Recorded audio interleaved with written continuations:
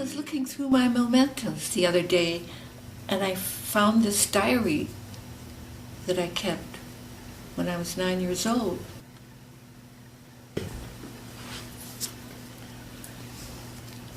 Here is something that I wrote on May 31st, 1935. Dear Diary, it is cold and rainy today. I usually started out my journal with the weather. I was born and raised in North Dakota on my grandfather's ranch, and life really depended upon how the weather was, whether it was raining, whether it was hot, whether it was cold. It decided our days for us. Daddy and my brothers are monkeying around with the car. Mama is fixing some dresses for her and Arliss. Yesterday was Memorial Day, and we went to town. Sure had a lot of fun. Well, June 16th, 1935. Dear Diary, foggy fair today. We went to the Methodist church. They sang some kind of songs. We always hated going to church, but we had to go whenever my grandfather heard us swearing. I never heard him say anything other than confound it, so anything over that was a swear word.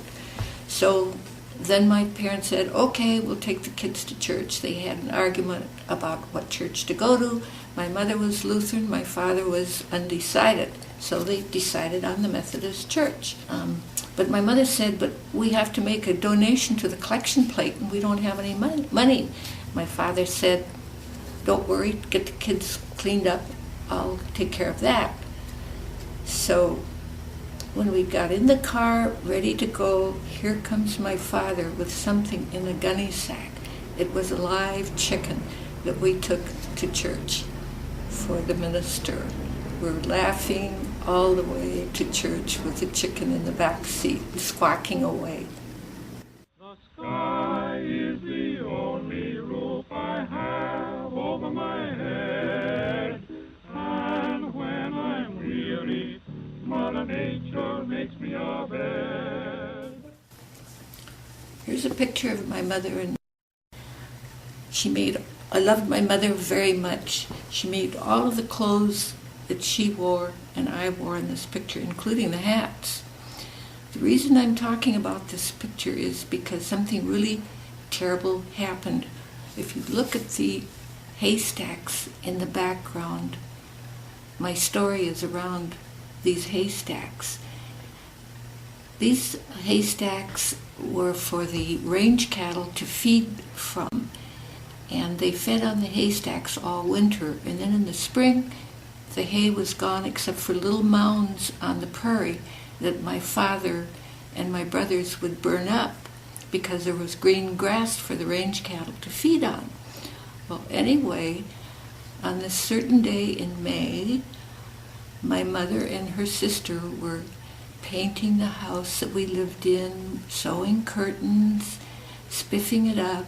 My brother and I decided we had to do something too. So we went out and raked together little piles of hay, and we were going to burn it. My brother said, go in the house and get a match. And I said, no, I'm not supposed to. He said, go, or else. So I ran in the house. I was only 2 years old, got the matches, brought it out. We lit the little haystack, and a fierce west wind came along, and guess what happened? The house got burned down.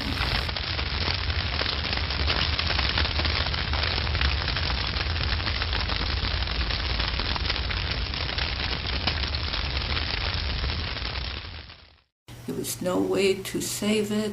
There was no water in the house. The pump didn't work. My father had gone to school to pick up my older brother and sister, and he could see a dark cloud coming from the ranch site, and he knew what it was. And so I went and sat on a little hill near the house, and I sat there waiting. Isn't somebody going to come and spank me for this? Nobody ever did. They were too busy. So the moral of the story is, don't play with matches. After the house burned down, we had to go and stay with my grandfather, Goodnow, who had a small house nearby. on the ranch.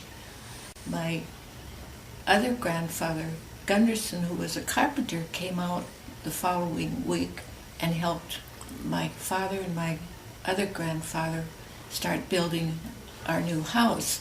We laid in the cement foundation first, and as soon as that was done and the floor was over it, then we moved into there to live while the rest of the house was completed. So the story that I have to tell about the house being built is, of course, I was still trying to get my brothers to play with me, and I would chase them through all the doors and up and down the stairs. And my father had just installed a brand new door to a room. I'm running after my brother, and he's slammed the door shut on me, but he caught my little finger in the door. And I started yelling, and my father came by and opened the door, and there was my finger hanging by a thread. So he had to cut it off, and he threw it in the slop pail that was nearby. So my sister and my brother had a good time looking in the slop pail. There's Dori's finger floating around in the slop pail. My right finger did heal, but you can see they really don't match that well anymore.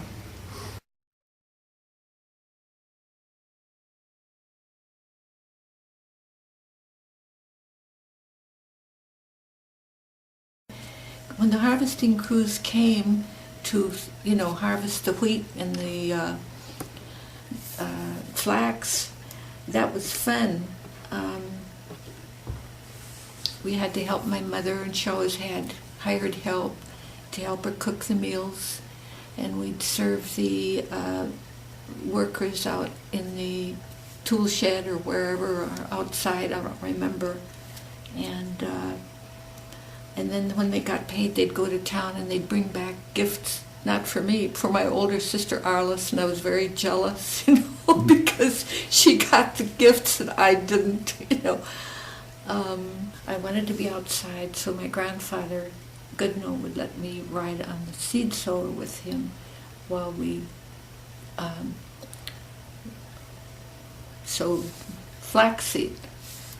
And I loved it when the flaxseed was harvested, because the grain would come pouring down from the combine into the bed of the truck, and I'd stand there and feel the cool flaxseed hit my legs. I still remember what that feels like. Not around all over, kind of grew up wild.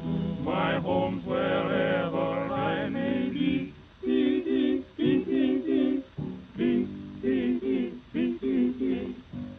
I'm just breezing along with the breeze, trailing the rails, roaming the seas like a vagabond.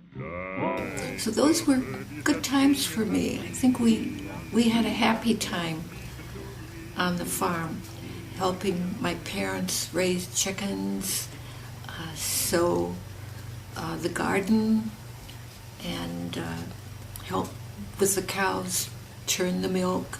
We all had our duties, and we were happy doing this. Dear Diary, yes, it sure was the longest and most beautiful day of the year. Daddy went to town this morning and came back before supper. He's going back to town tomorrow. Sure is beautiful out today. We went outside and played. P.S. Daddy gave us a little rabbit. That's the last entry I have in my journal, because after that we decided to move to northern Minnesota, where my grandfather Goodno had some timberland for us to live on. But that's another story. I'm just going along as I please, breezing along